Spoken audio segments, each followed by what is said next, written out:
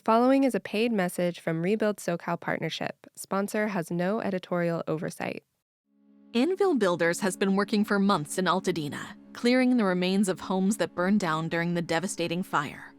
Anvil CEO Alan Guy helped clean the Paradise Fire of 2018 and many others. Guy recently met John Switalski, the executive director of Rebuild SoCal Partnership in Altadena. They talked about the challenges Anvil faces and the people whose homes they are helping to rebuild. Today we're going to be loading ash and debris, both excavators, Abel, Chris.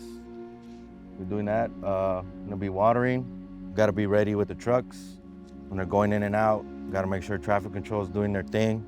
What does it take to get prepared and to clean up these hazardous sites with efficiency?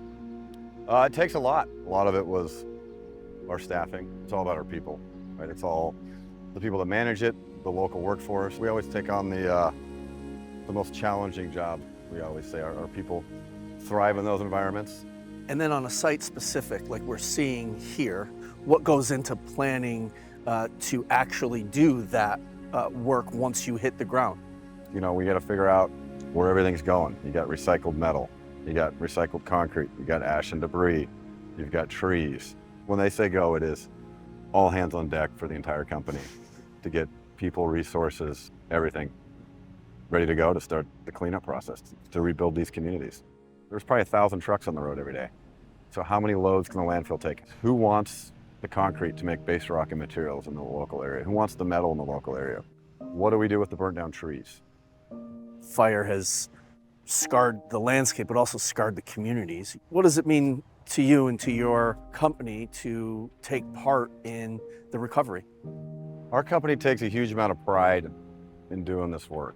And I think the healing process starts with seeing, you know, your entire life sent out in dump trucks. It's very emotional, as you can imagine. We found pictures, wedding rings, family heirlooms, like you name it. You and your employees are making connections throughout the community by doing that. How does that permeate through the culture of your company? Super cool to see the appreciation from people that have lost everything. You know, they'll bring them donuts. And they're the ones that lost everything, and they're bringing our guys and girls donuts, which is really cool to see. Anvil foreman Philip Thompson is with his crew every day, and he has met families who have lost everything. Everybody has to have a release, and that's what we try to do for the homeowners. Give them a release where they can talk about what's going on.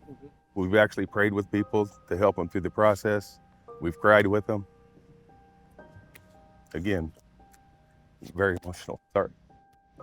But that's how touching this is for all of us. What is required of your company to make sure that the hazardous materials don't impact your folks? The workers have to have a 40-hour HAZWOPER training. It's put on by either a union, or they can do it themselves, or we offer it. It was like 2.5 million tons of debris coming off these sites, hundreds of thousands of truckloads. So there's hazardous stuff in the soil that needs to be hauled to the dump. Anvil Superintendent Manny Santos is responsible for the overall operation of each work site. Try to get the metal out first, the concrete, and then ash debris last. Once we get all that done, we do our final scrape, which would be a 6-inch on any raised foundations or soil areas that fall within the ash footprint. So these guys right now, you'll see behind me, they're lining the trucks with plastic. The hot zone is where the material is getting moved and getting loaded. Anytime we remove that material and move it and disturb it, we have to be in full PPE.